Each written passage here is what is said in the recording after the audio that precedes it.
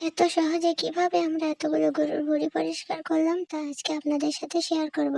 Hello guys, এমজে blog channel থেকে আপনাদেরকে আসসালামু আলাইকুম।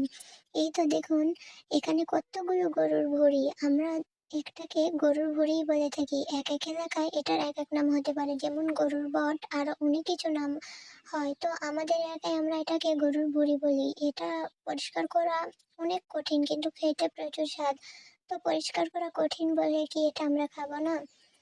তো এটা পরিষ্কার করার সহজ পদ্ধতি হলো গরুর ভুঁড়িগুলো গরম পানিতে সেদ্ধ করা, অথবা গরুর ভুঁড়িতে চুন দিয়ে মেখে রাখা। তবে সবচেয়ে সহজ পদ্ধতি হচ্ছে চুন দিয়ে মেখে রাখা। এখানে 100 গ্রাম চুন আছে।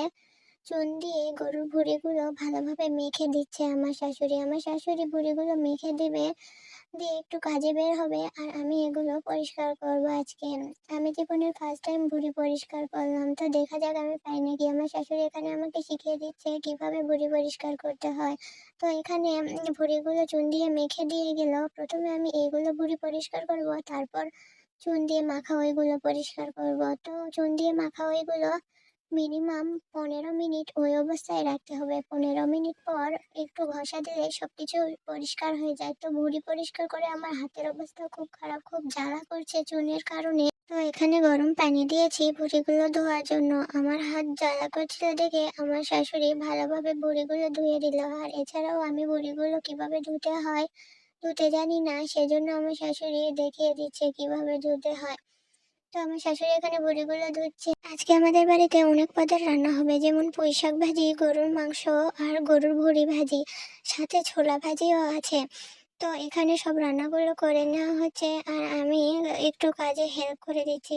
যেহেতু রমজান মাস, সেজন্য বিকেলবেলা ইফতারের একটু ঝামেলা লেগেই থাকে, সেজন্য আমরা দুপুরের পর পর রান্না তুলে দিয়েছি। এখানে গরুর মাংস হয়ে গেছে, গরুর মাংসের পর এখানে গরুর ভুঁড়ি ভাজি তুলে দিয়েছি। এই তো দেখুন কত সুন্দরভাবে গরুর ভুঁড়ি ভাজি হয়েছে, ভালোভাবে সিদ্ধ হয়েছে মনে হয়। তো গরুর ভুঁড়ি ভাজি করার পর আরো কিছু কাজ আছে, সেগুলো কাজ সেরে নেব। এদিকে গরুর ভুঁড়ি ভাজিতে আলু দিতে হবে, সেজন্য আলু ছোট ছোট করে কেটে নিয়েছি। দেখতে দেখতে আমাদের রান্না প্রায় শেষ হয়ে এসেছে। এদিকে আমাদের হাঁস এসেছে, সেটাকে আমি খাবার দিয়ে নিলাম। তো আজকের মতো ভিডিও আর লং করব না। আপনারা সবাই ভালো থাকবেন, সুস্থ থাকবেন, আর আমাদের চ্যানেলটাতে লাইক দিয়ে কমেন্ট করে আমাদের চ্যানেলটা সাবস্ক্রাইব করে আমাদের পাশে থাকবেন।